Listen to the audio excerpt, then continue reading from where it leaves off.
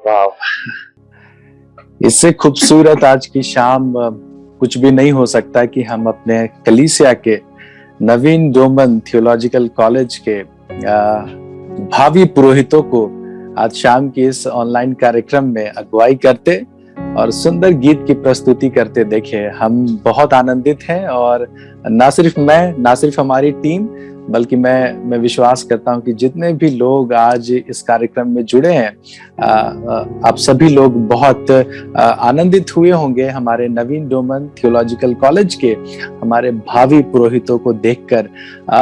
मैं बहुत धन्यवाद करता हूं भाई सुभाष टुप्पो के परिवार को, जो कि दिल्ली से निरंतर हमारे इस कार्यक्रम में शुरुआती आराधना में स्तुति में हम लोगों की अगुवाई करते हैं। हमारी पूरी टीम आपकी आभारी है और हम बहुत धन्यवाद करते हैं। बहन पूनम का, बहन ईला का, बहन दीपशिखा का और प्रभु का बहुत धन्यवाद कि ये इस कार्यक्रम के सुंदर संचालन में प्रभु हम लोगों की निरंतर मदद कर रहे हैं। मैं बहुत माफी चाहता हूं कि पिछले 2 सप्ताह हम लोग नेटवर्क संबंधी दिक्कत से बहुत जूझे हैं, लेकिन प्रभु का धन्यवाद करते हैं कि आज एक बार फिर से नए तौर पे और कुछ एक नई तैयारियों के साथ हम लोग आप लोगों के साथ जुड़े हैं।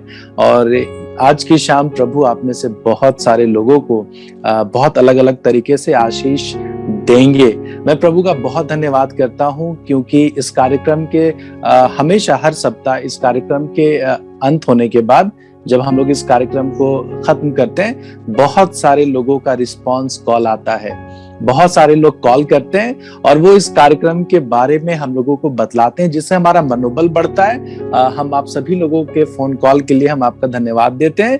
बहुत सारे लोग इस कार्यक्रम में होने वाली छोटी मोटी गलतियों को भी करेक्शन करते हैं। हम आपका भी बहुत स्वागत करते हैं और आप ही लोगों के सुझावों के कारण, आप लोगों के सलाह के कारण हम लोग हर सप्ताह कुछ अच्छा करने की कोशिश कर रहे हैं। मैं बहुत धन्यवाद करता हूं क्योंकि ये सारी चीजें, आप लोगों का सुझाव, आप लोगों का कॉल, ये बतलाता है कि ये कार्यक्रम हमारा नहीं, लेकिन ये कार्यक्रम आपका है। और आज की शाम मैं प्रभु के जन होने के नाते आप सभी जुड़े हमारे ऑनलाइन विश्वासी भाई बहनों से ये बात कहना चाहता हूं कि ये कार्यक्रम किसी भी एक व्यक्ति या किसी एक टीम का नहीं, लेकिन ये कार्यक्रम आपका है। और जब आप इस कार्यक्रम में जुड़ते हैं, चाहे आप जहां से भी हो, निश्चित तौर पे प्रभु आपको आशीष देंगे। और इस कार्यक्रम की बढ़ती और इस कार्यक्रम की सफलता, ये दोनों चीजें आप लोगों के कारण संभव है। हम परमेश्वर का इस बात के लिए बहुत धन्यवाद करते हैं। आप आज की शाम जहां से भी जुड़े हैं इस कार्यक्रम में, मैं देख रहा था कि कुछ लोग पुणे से, महाराष्ट्र से जुड़े हैं। मैं देख रहा था कि कुछ एक लोग आंध्र प्रदेश से हैं, कुछ एक लोग दिल्ली से हैं, झारखंड से बहुत लोग हैं, छत्तीसगढ़, मध्य प्रदेश, वेस्ट बंगाल से हैं। मैं आप सभी लोगों का बहुत बहुत स्वागत करता हूं और आप लोगों के लिए मैं परमेश्वर से आपके अच्छे स्वस्थ और आपके अच्छे आत्मिक उन्माद की कामना मैं परमेश्वर से करता हूं। बहुत धन्यवाद करता हूं। आज की शाम भी एक बार फिर से परमेश्वर के वचन को सुनने के लिए जो आपने समय दिया है, ये समय बिल्कुल परमेश्वर आप लोगों को आशीष देंगे। आज का जो विषय है और आज की जो बातें जो मैं करने जा रहा हूं, ये एक बहुत विशेष जरूरत है जो मैं महसूस करता हूं मसीह जीवन में।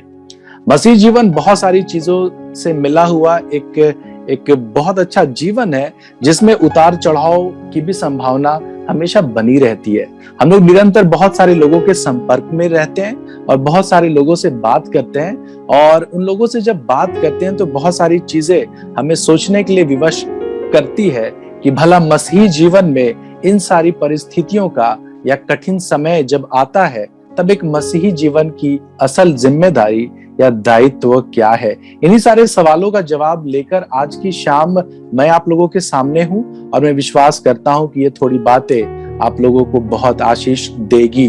अभी थोड़े दिनों पहले मैंने हैदराबाद के एक परिवार के बारे में सुना और मैं सोचता हूं कि आज की शाम उस परिवार की उस सच्ची घटना के साथ मैं शुरू करूं और ये बातें आप लोगों को आशीष देगी। हैदराबाद के एक बुजुर्ग व्यक्ति के बारे में मैंने सुना जो तकरीबन 80-85 साल के थे, और जब उस बुजुर्ग व्यक्ति की पत्नी का जब देहांत हुआ हैदराबाद में, तो वो पति पत्नी दोनों साथ में रहते थे। 3 बच्चे थे और तीनों की शादी कर दिए थे और तीनों बच्चे अलग अलग जगह में अपने नौकरी पेशे की जगह में थे और बहुत अच्छी तरीके से रहते थे।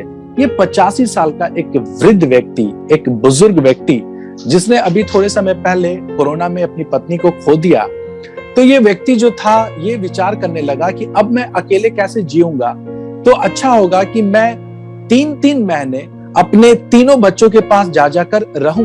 लेकिन फिर थोड़े समय के बाद वो सोचता है कि मैं अपने बच्चों को परेशान नहीं करना चाहता।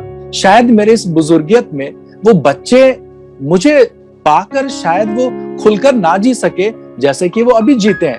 तब उस बुजुर्ग व्यक्ति ने निर्णय किया कि क्यों ना मैं एक वृद्धाश्रम में चला जाऊं और वृद्धाश्रम का एक कमरा लेकर मैं वहां पर चैन से रहूं। तब इस व्यक्ति ने हैदराबाद के एक बहुत अच्छे वृद्धाश्रम को ढूंढकर एक बहुत सुंदर सा और एक बहुत अच्छी तरीके से व्यवस्थित वृद्धाश्रम में गया और वहां के मैनेजर से कहता है कि मैं यहाँ का एक सबसे अच्छा कमरा लेना चाहता हूँ। तो मैनेजर ने कहा कि ठीक है, हम आपके लिए सबसे अच्छा जो कमरा है वो तैयार करते हैं। और मैनेजर ने एक एग्रीमेंट तैयार किया, एक दस्तावेज तैयार किया उस नए कमरे के लिए जिसमें अब वो बुजुर्ग व्यक्ति रहने वाले थे। सारा एग्रीमेंट कंप्लीट होता है और मैनेजर एक नर्स को बुलाता है, एक प्रकार से सेवा करने वाली एक नर्स को, और वो कहता है कि आप इस बाबा को उस कमरे तक लेकर जाइए, आप इन बाबा को उस कमरे तक पहुंचाइए जो सबसे अच्छा कमरा इनके लिए तैयार किया गया है। ये जो नर्स थी बहुत खुशी के साथ उस बुजुर्ग बाबा को उस कमरे तक लेकर जाती है और रास्ते में, अब तक वो कमरे तक पहुंची नहीं है लेकिन वो रास्ते में है और वो नर्स बाबा को अच्छा लगे इसलिए वो उस कमरे की खास बात बाबा को बतलाती है। वो कहने लगती है कि बाबा, आप जिस कमरे में जा रहे हैं उस कमरे में ठंड के दिनों में आग जलाने के लिए एक बहुत अच्छा जगह है जहां पे आप लकड़ियां डाल के आग जला सकते हैं। ये बात जब उस बुजुर्ग व्यक्ति ने सुना, उसने कहा, अरे वाह, मुझे ये पसंद आया। उसके बाद फिर वो नर्स कहती है कि आप जिस कमरे में जा रहे हैं वहां पर एक इटालियन कारपेट बिछा है, एक इटली से आया एक कारपेट वहां पे एक दरी बिछी है जो कि इटली से और बहुत खूबसूरत है। अभी तक बाबा ने उसको देखा नहीं था लेकिन वो कहते हैं, वाह, फैंटास्टिक, वाह कितना अच्छा है, मुझे ये पसंद आया। उसके बाद वो नर्स जो थी और खुशी खुशी बतलाती है कि आपके कमरे में एक बहुत अच्छा फूल का गुलदस्ता है जिसमें चाइना से वहां पर फूल जो है वो डाले गए हैं। बाबा कहते हैं, वाओ, आई लव्ड इट, मुझे ये पसंद आया। ये जो नर्स थी अभी तक कमरे तक पहुंची नहीं है लेकिन वो बाबा के इस जवाब से बड़ी हैरान होती है और वो बाबा से कहती है कि बाबा, एक बात बताइए, अभी तक तो आप उस कमरे तक पहुंचे नहीं, अभी तक तो आपने उन चीजों को देखा नहीं है, अभी तो आप बाहर ही हैं और फिर भी आप कहते हैं कि आप उन्हें पसंद करते हैं, आपको ये अच्छा लगा। तब मालूम उस बुजुर्ग व्यक्ति ने क्या जवाब दिया? ध्यान से सुनिएगा।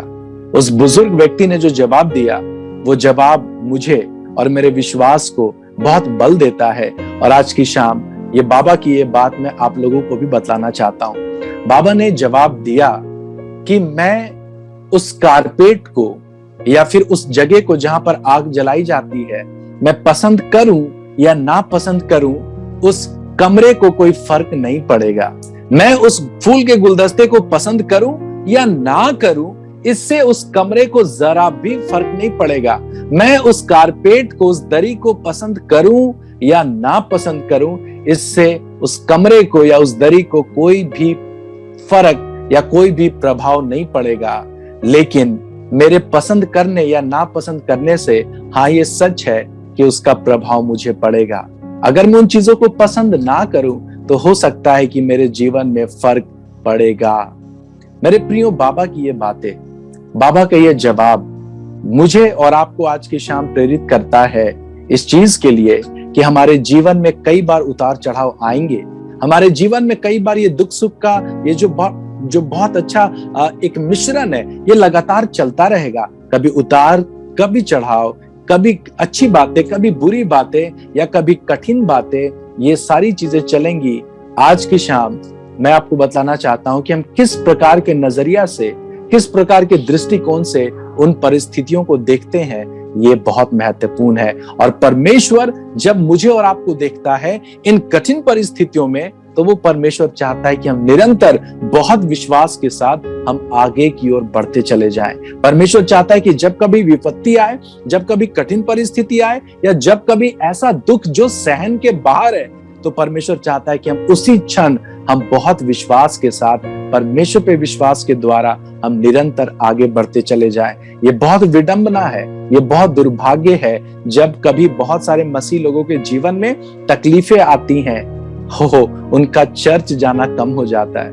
मैंने बहुत सारे विश्वासियों के जीवन में देखा है कि जब कठिन परिस्थितियां आती हैं, वो परमेश्वर के प्रति वो कड़वाहट से भर जाते हैं। जब कभी उनके जीवन में उनके हिसाब से नहीं होता या उनके मुताबिक कोई चीजें नहीं होती, वो जैसी उम्मीद करते हैं वैसी चीजें अगर उनके जीवन में नहीं होती है, वो परमेश्वर से और परमेश्वर के लोगों के प्रति वो कड़वाहट से भर जाते हैं। मैं ऐसा विश्वास करता हूं कि ये कठिन परिस्थितियां हमारे मसीही जीवन के लिए बहुत जरूरी है, क्योंकि ये कठिन परिस्थितियां ही हैं जो हमें साबित करती है कि हम एक सच्चे मसीही विश्वासी हैं या फिर हम सिर्फ नाम के मसीही विश्वासी हैं। मेरे प्रियो, मुझे नहीं पता कि आप किस दौर से और किस कठिन परिस्थितियों से होकर गुजर रहे हैं, लेकिन यदि आप कठिन परिस्थितियों से होकर गुजर रहे हैं, तो मैं चाहता हूं कि आप निरंतर धन्यवाद के साथ और बहुत आनंद के साथ आप आगे बढ़ें और परमेश्वर का धन्यवाद करें। जिसने कठिन परिस्थितियां दी हैं, वो परमेश्वर इन कठिन परिस्थितियों को बदलने की सामर्थ्य रखता है। जिसने आपकी आंखों में आंसू दिया है, वो आपके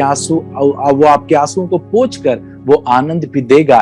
इन सारी प्रतिज्ञाओं पे मुझे और आपको जीना है। आज की शाम मैं अपने विषय पर बहुत जल्दी से आता हूं और बहुत जल्दी से कुछ एक खास बातों को बाइबल से मैं आप लोगों के साथ बांटना चाहता हूं, और मैं विश्वास करता हूं कि बाइबल की ये बातें आपको बहुत बल देगी आपके कठिन समय में परमेश्वर पर विश्वास करने और उन कठिन परिस्थितियों का सामना करने के लिए। आज का जो विषय है वो है अपने जीवन के कठिन समय का सामना हम कैसे करें। How to face worse time in our life. अपने जीवन के कठिन समय का हम कैसे सामना करें। आइए हम निकालें अपने बाइबलों से उत्पत्ति की पुस्तक, उसका 22 अध्याय, और एक कुछ खास बातों को मैंने आपके लिए लिया है, और मैंने खुद में एक बहुत अच्छी तैयारी अपने व्यक्तिगत जीवन के लिए इस उत्पत्ति 22 अध्याय से किया है। आज मैं उन्हीं बातों को आप लोगों के साथ बांटने पर हूं। उत्पत्ति उसका 22 अध्याय और उसके पहले पद और उसके दूसरे पद को मैं आप सभी लोगों के लिए पढ़ना चाहता हूं। ध्यान से सुनिएगा, ये बातें मेरे लिए और आपके लिए, हम सभी लोगों के लिए आज की शाम परमेश्वर की ओर से है। उत्पत्ति 22 अध्याय पहला पद और दूसरा पद। इन बातों के पश्चात ऐसा हुआ कि परमेश्वर ने अब्राहम से ये कहकर उसकी परीक्षा की, हे अब्राहम। उसने कहा, देख मैं यहाँ हूं।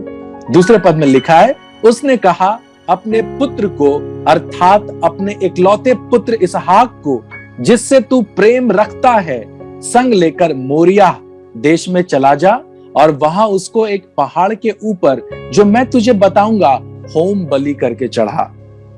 अब मेरी ओर ध्यान दीजिए। इन दोनों पदों को हम लोगों ने पढ़ा और ये कहानी थोड़ी बहुत आपके जहन में भी है, आप भी इस कहानी को जानते हैं। हुआ यूं है कि बहुत प्रतिज्ञाओं के बाद और बहुत अरसे के बाद परमेश्वर ने अब्राहम को एक पुत्र दान दिया है जिसका नाम इसहाक है। और कहानी आगे बढ़ ही रही थी कि परमेश्वर ने एक परीक्षा अब अब्राहम से करनी चाहिए, और वो ये है कि परमेश्वर उससे कह रहा है कि तू अपने बेटे को लेकर एक जगह, एक देश जिसका नाम मोरिया है, और उसके पहाड़ पर जा जो मैं तुझे बता रहा हूं, और वहां पर जाकर अपने बेटे का होम बलि करके एक सेक्रीफाइस दे दे, एक बलिदान दे दे। ऐसा नहीं कि ये पहली समस्या या पहली ऐसा कठिन समय या परीक्षा अब्राहम के जीवन में आई है। इससे पहले भी हम देखते हैं कि अब्राहम के जीवन में कठिन परिस्थितियां आई हैं।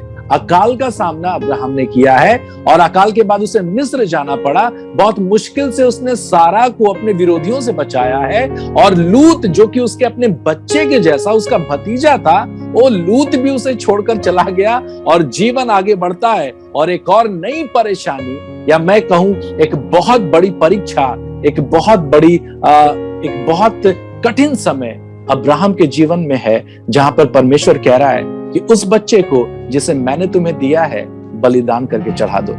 जरा सोचिए, मैं और आप होते तो हम तो अपने बच्चों के शरीर में खरोंच भी नहीं देख सकते, और बात हुई थी अब्राहम से कि जाओ और उसे बलिदान करके उसकी मृत्यु कर दो, उसे मार दो। कहानी आगे बढ़ती है और अब्राहम जो था वो अपने बच्चे को लेकर ओहो आगे जाता है। और 5वें पद में लिखा है, 5वें पद में जो सबसे खास बात, जो इस पद की सबसे महत्वपूर्ण बात है, मैं उसकी ओर बहुत जल्दी से आ रहा हूं। और उसने अपने सेवकों से कहा, गधे के पास यहीं ठहरे रहो, ये लड़का और मैं वहां तक जाकर और दंडवत करके फिर तुम्हारे पास लौट आएंगे। अब्राहम व्याकुल नहीं है, अब्राहम परेशान नहीं है। अगर मैं और आप होते और ये आज्ञा अगर परमेश्वर ने दिया होता कि अपने बेटे का बलिदान कर दो, उसकी हत्या कर दो और उसके खून को तू परमेश्वर के लिए चढ़ा दो, वो शायद ये मेरे लिए कठिन होता। लेकिन अब्राहम के जीवन से सीखने की बात यह है कि उसने परमेश्वर की आज्ञा मानी है, उसने परमेश्वर की आज्ञाकारिता की है। मेरे प्रियो, आज की शाम एक खास बात आपको बताना चाहता हूं कि विश्वास और आज्ञाकारिता ये दोनों साथ साथ चलती है। मसीह जीवन में विश्वास और आज्ञाकारिता, फेथ एंड ओबीडियंस, ये दोनों एक साथ साथ चलती है। आप कहें कि मैं विश्वास करता हूं, लेकिन यदि आप उसकी आज्ञाओं को ना माने तो आपका विश्वास अधूरा है। आप कहें कि मैं परमेश्वर की आज्ञाओं को मानता हूं, लेकिन मैं उस पर विश्वास नहीं कर पा रहा हूं, तो आपका आज्ञा मानना अधूरा है। मसीह जीवन में विश्वास और आज्ञाकारिता ये दोनों एक साथ साथ चलती है। और यहां पर अब्राहम ने परमेश्वर की आज्ञाकारिता की है। यहां पे यहां पर अब्राहम ने परमेश्वर की आज्ञाओं को माना है अपने कठिन समय में। कहानी और आगे बढ़ती है और 5वें पद में ही कुछ खास बात अब्राहम ने अपने सेवकों से कहा है कि तुम यहीं पे ठहरो, मैं और मेरे बेटे इसहाक हम दोनों जाते हैं। और मालूम, यहां पर इसहाक को जब हम लोग देखते हैं तो ये बिल्कुल नए नियम का यीशु मसीह के जैसा प्रतीत होता है, क्योंकि यीशु मसीह ने भी अपना क्रूस उठाकर उस पहाड़ के ऊपर गया, और पुराने नियम में इसहाक भी अपने जलाने की उन लकड़ियों को लेकर वो पहाड़ पर जाता है। खैर, ये एक अलग विषय है, कभी किसी और दिन इस पे चर्चा करेंगे। लेकिन जो महत्वपूर्ण चीज है वो ये कि अब्राहम यहाँ पर पूरे आनंद के साथ अपने बच्चे को लेकर उस पहाड़ की ओर जाता है। और मैं सोचता हूं कि जब अब्राहम जब उस पहाड़ की ओर जा रहा होगा तो उसकी मानसिक स्थिति कैसी होगी, और वो सोच रहा होगा कि मैं जा तो रहा हूं और मैं अपने बच्चे को बलिदान कर दूंगा, मैं अपने बच्चे को मार दूंगा, लेकिन अंदर ही अंदर अब्राहम के मन में ये चल रहा होगा कि नहीं नहीं नहीं नहीं नहीं, मेरे परमेश्वर ने, जिसने मुझसे प्रतिज्ञा की थी कि मैं तुम्हें एक संतान दूंगा और वो हजारों लोगों का वो जो वंश है वो आगे बढ़ेगा, तो शायद अब्राहम के मन में चल रहा था कि परमेश्वर अगर इसका खून ले भी ले तो भी परमेश्वर अद्भुत परमेश्वर है, वो इस मृत्यु के बाद भी वो हजारों नए लोगों को उत्पन्न करेगा। ऐसा विश्वास अब्राहम के मन में था। उस कठिन परिस्थिति में भी अब्राहम ने जो किया, उस परिस्थितियों का सामना जो किया, उसने किया है सामना परमेश्वर की प्रतिज्ञाओं को स्मरण करके। मालूम हमारे जीवन में क्या होता है जब कठिन परिस्थितियां आती है, तो मालूम जो सबसे पहली चीज होती है वो ये कि हम परमेश्वर की प्रतिज्ञाओं को भूल जाते हैं। जब कठिन परिस्थितियां आती है, जब हम किसी अपने को खोते हैं या हम बीमारी में होते हैं और डॉक्टर हाथ खड़े कर लेते हैं, ये बिल्कुल सही समय है कि हमें परमेश्वर की प्रतिज्ञाओं पे विश्वास करने की जरूरत है। अब्राहम ने विश्वास किया और वो अपने सेवकों से कह रहा था कि हम जा तो रहे लेकिन आराधना करके लौट आएंगे। अब्राहम के मन में भी चल रहा होगा कि मैं अपने बच्चे को जला दूंगा, होम बलि कर दूंगा, और उसके बाद जो राख बचेगा, जो उस जगह पे जो राख जो बचेगा, वो परमेश्वर इतना सामर्थी है कि वो उन राख से अपने लिए वंश खड़ा कर देगा। यह अब्राहम का विश्वास है। यदि मेरा बच्चा राख भी हो जाए तो परमेश्वर इतना सामर्थी है कि वो उन राख से वो हजारों पीढ़ियों का शुभारंभ करेगा, वो शुरू करेगा। ऐसा विश्वास अब्राहम के मन में था।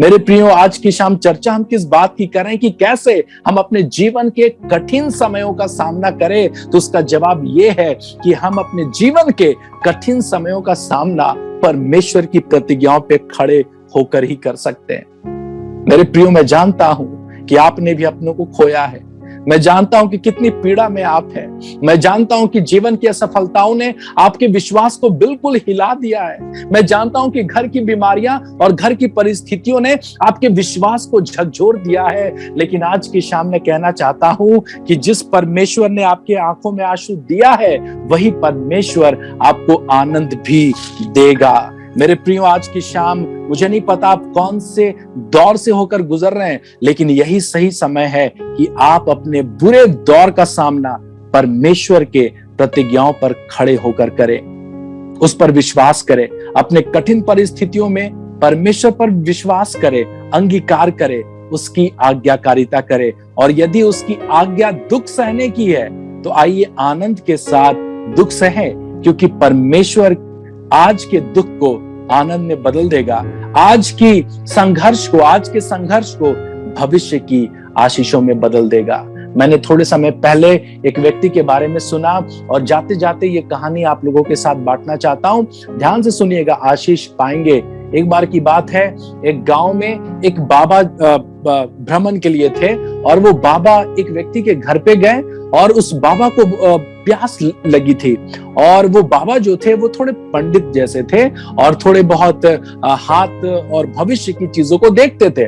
वो एक परिवार में गए और चूंकि वो प्यासे थे तो उस परिवार में गए और कहने लगे कि मैं पानी पीना चाहता हूँ। पानी लेकर दिया गया और उसके बाद वो घर वालों ने उनका स्वागत किया और कहा कि बाबा आप क्या करते हैं? तब उस बाबा ने जवाब दिया कि मैं भविष्य देखता हूं। तब उस परिवार वालों ने कहा कि बाबा हमारा भी हाथ देखिए, हमारा भी भविष्य बताइए।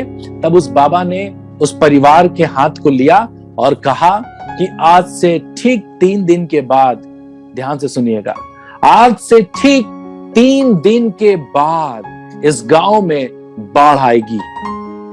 जैसे ये बात वो परिवार वालों ने सुना, वो थोड़े डर गए, लेकिन वो और ज्यादा उस बाबा से सुनना चाहते थे। बाबा ने फिर कहा कि 3 दिन के बाद इस गांव में भीषण बाढ़ आएगा और उस बाढ़ में सब कुछ बह जाएगा। तुम्हारा घर, तुम्हारे पशु, तुम्हारे गाय बैल, तुम्हारी बकरियां और सब कुछ बहेगा। और उसके बाद बाबा कहने लगे कि दुर्भाग्य की बात यह है कि तुम्हारे दोनों बच्चे भी इसी बाढ़ में बह जाएंगे। वो व्यक्ति जो ये भविष्यवाणी सुन रहा था, ये सुनता है लेकिन उसके लिए बहुत कठिन होता है इस पर विश्वास करना। बाबा चले जाते हैं और ठीक 3 दिन के बाद उस गांव में भीषण बाढ़ आता है। बाबा की भविष्यवाणियां पूरी होने लगती है। 3 दिन के बाद उस गांव में भीषण बाढ़ आता है। वो दोनों पति पत्नी, वो दंपति बाबा की वो बात याद करने लगते हैं कि ठीक 3 दिन पहले उस बाबा ने कहा था कि बाढ़ आएगा और वो बाढ़ आने लगता है। बाबा ने कहा था सब कुछ बह जाएगा और वो लोग क्या देखते हैं कि पूरा का पूरा स्कूल बह रहा है, पूरा का पूरा गांव बह रहा है, उनके जानवर बह रहे हैं। और उसके बाद समय था उनकी तीसरी भविष्यवाणी की, जहां पर उस बाबा ने कहा था कि तुम्हारे दोनों बच्चे उसी बाढ़ में बह जाएंगे। और जब ये मियां बीबी एक पेड़ के सिरे को पकड़कर उस बाढ़ में अपने आप को बचा रहे थे, तो उन्होंने क्या देखा कि उसी भीड़ में, उसी बाढ़ में उनके दोनों बच्चे जो हैं वो उसी धारा में, उसी प्रवाह में वो दोनों बच्चे डूब रहे हैं और बह रहे हैं। ये दोनों पति पत्नी अपने बच्चों को डूबता और मरते हुए देख रहे थे। क्या होना था? बाबा की सारी बातों को भूलकर वो पति जो था उस बाढ़ में कूदा, वो पेड़ के सिरे को छोड़कर वो उस बाढ़ में कूदा और तैर कर जाता है और वो अपने दोनों बच्चों को अपने हाथ से पकड़ता है और किसी तरीके से संघर्ष करके वो अपने दोनों बच्चों को नदी के किनारे लेकर आता है।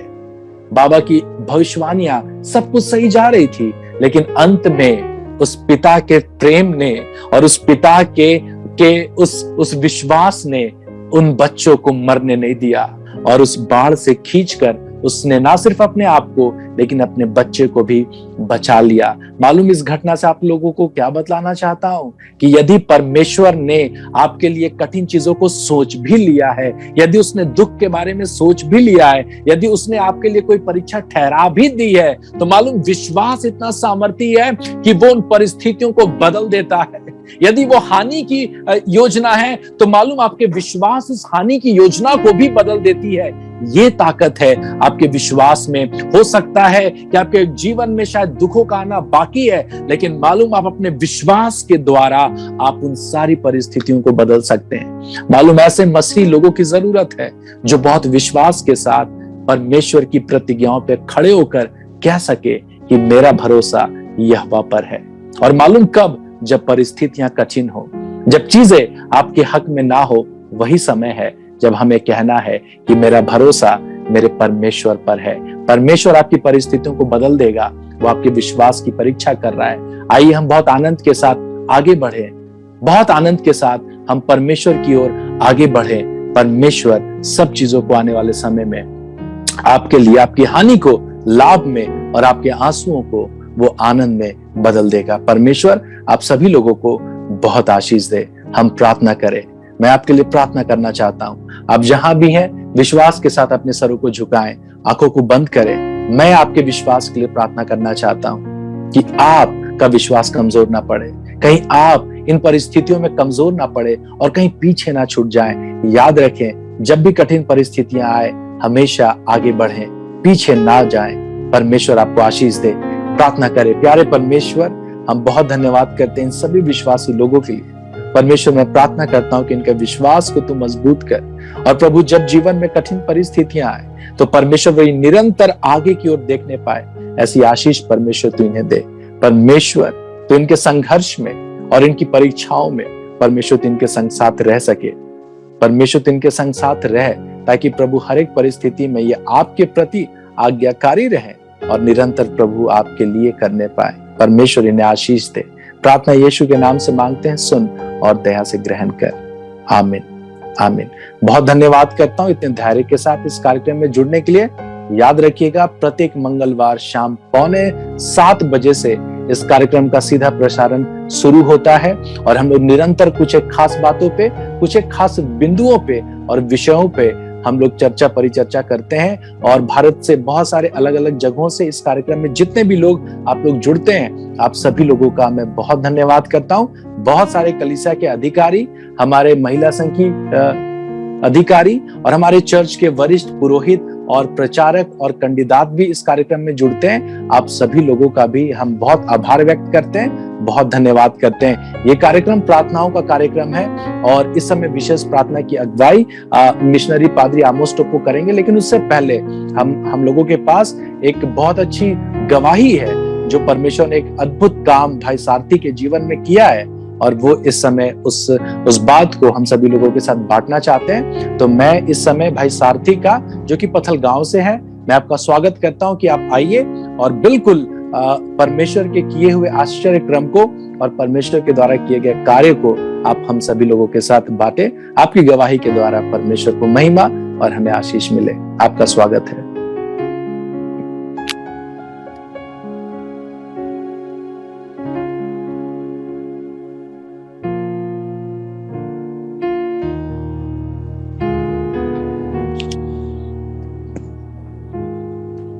इस संगई सभा में जुड़ने वाले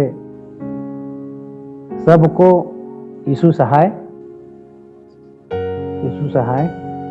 मैं पत्थल गांव से हूं। मेरा नाम दशरथ सारथी है। मैं एक शिक्षक हूं और पत्थल गांव के प्रकाश हाई स्कूल में मैं पढ़ाता हूं।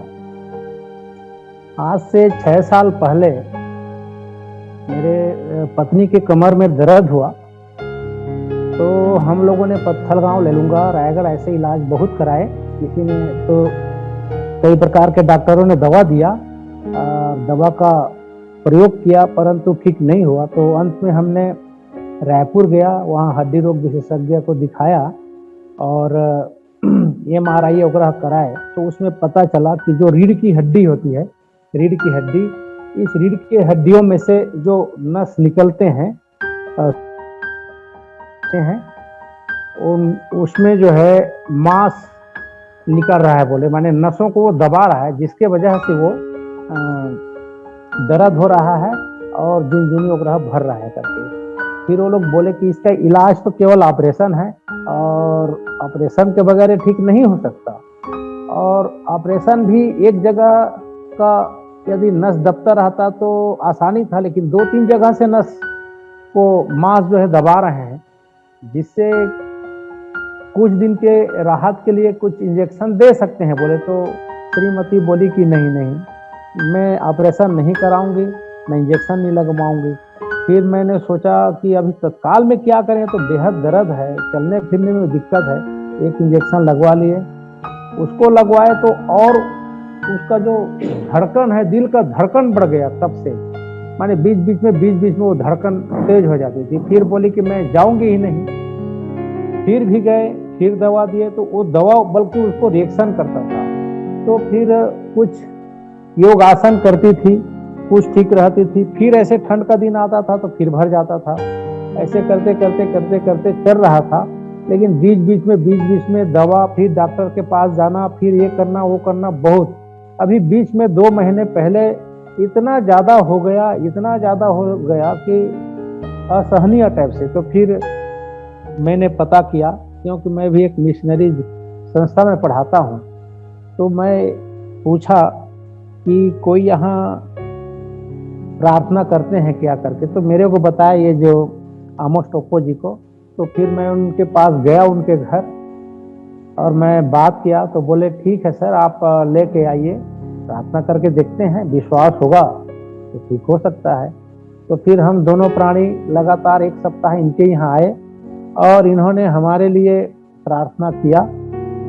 अभी जो है श्रीमती का जो कमर दर्द है वो पूरी तरह से ठीक हो चुका है, और बीच बीच में हम लोग प्रार्थना करवाते रहते हैं। और इस चंगाई सभा में हम लोग अभी 5 बार हो गया चंगाई सभा में जुड़ने। बोले तो हम लोग चंगाई सभा में भी जुड़ते हैं और प्रभु यीशु की महिमा को सुनते हैं। जैसे कि टोप्पो सर अभी बता रहे थे, अनुज टोप्पो सर जी, ये सबको हम लोग सुनते हैं।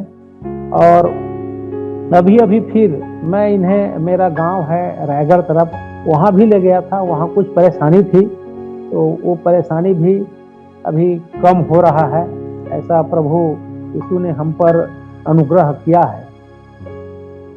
तो सर उसी समय बोले मेरे श्रीमती को कि बहन आप विश्वास करते हैं प्रभु यीशु पर? तो बोली हाँ करती हूँ। तो ये बोले कि आपका विश्वास ही आपको चंगा करेगा, यही सबसे बड़ी बात है।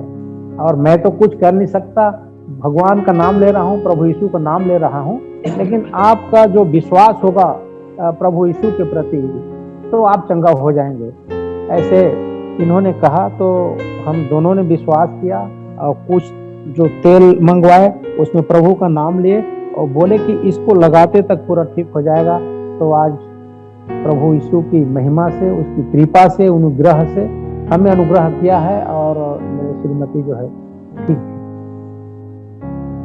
और भतीजा जो जिसका दिमागी हालत थोड़ा बीच बीच में खराब हो रहा था, उसको भी इलाज करवाए। और हम लोग अगल बगल रायगढ़ से कई जने सोखा को भी लाए, कोई ठीक नहीं हो रहा था। फिर अभी मैं 8 दिन हो रहा है उस लड़के को यहाँ लाया था, पत्थर गाँव, मेरा भतीजा है, और सर के पास 3 दिन ले गया। 3 दिन ले जाने के बाद सर बोले कि घर थोड़ा जाना पड़ेगा, और वहाँ गए तो अभी लड़का अच्छा है और सर से अभी रोज प्रार्थना करवा रहा है। सर पूछ रहे हैं तो अच्छा हूँ, ऐसा बोल रहा है। मैं भी अभी घर नहीं गया हूँ। तो इस तरह से प्रभु की कृपा हम पर है। उन्होंने, जैसे टोप्पो जी ने कहा कि आपका विश्वास ही आपके दुख को खत्म करेगा, प्रभु आपके विश्वास के वजह से ही आपके समस्त रोगों को दूर करेगा, ऐसे बोले हैं। तो हम लोग भी विश्वास के साथ इस चंगाई सभा में जुड़ते हैं। मैं चाहूँगा कि जितने भी चंगाई सभा में जुड़ते हैं, आप प्रभु यीशु के प्रति विश्वास कीजिए और उसी विश्वास के माध्यम से ही समस्त रोगों का नाश होगा। रोग तो रोग, प्रभु हर प्रकार की समस्याओं का निदान करेगा। ये मेरा संदेश।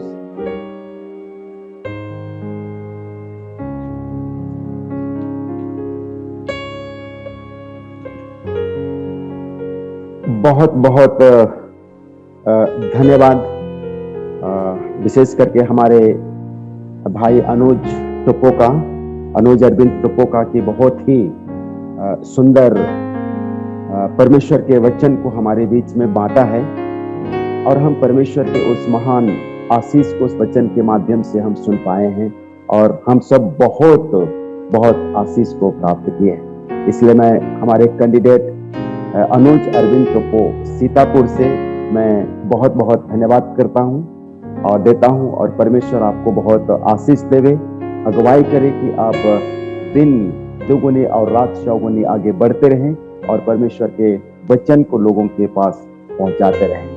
और इस समय मैं विशेष करके पुनः मैं धन्यवाद देना चाहूंगा, और मैं आभार व्यक्त करता हूं हमारे पास जो बैठे हुए हमारे दशरथ सारथी सर, जो कभी प्रभु का नाम जानते नहीं थे, जो प्रभु को सुने नहीं थे, और जब ऐसे व्यक्ति के बीच जीवन में जब परमेश्वर अद्भुत कार्य को किया है, और सचमुच करके मैं विश्वास करता हूं कि आगे भी परमेश्वर पर विश्वास करने वालों के जीवन में इस तरह से आशीष को देंगे। आज पूर्ण रूप से वे गवाही के रूप में आज हमें नहीं, लेकिन परमेश्वर को बताते हैं कि परमेश्वर के उस अद्भुत सामर्थ्य के द्वारा आज परमेश्वर ने उनकी धर्मपत्नी को और साथ में उनके भतीजे को परमेश्वर ने स्पर्श किया और चंगा किया। पूर्ण रूप से ये चंगे हो चुके हैं, और इस बात की गवाही अभी हमने सुना है।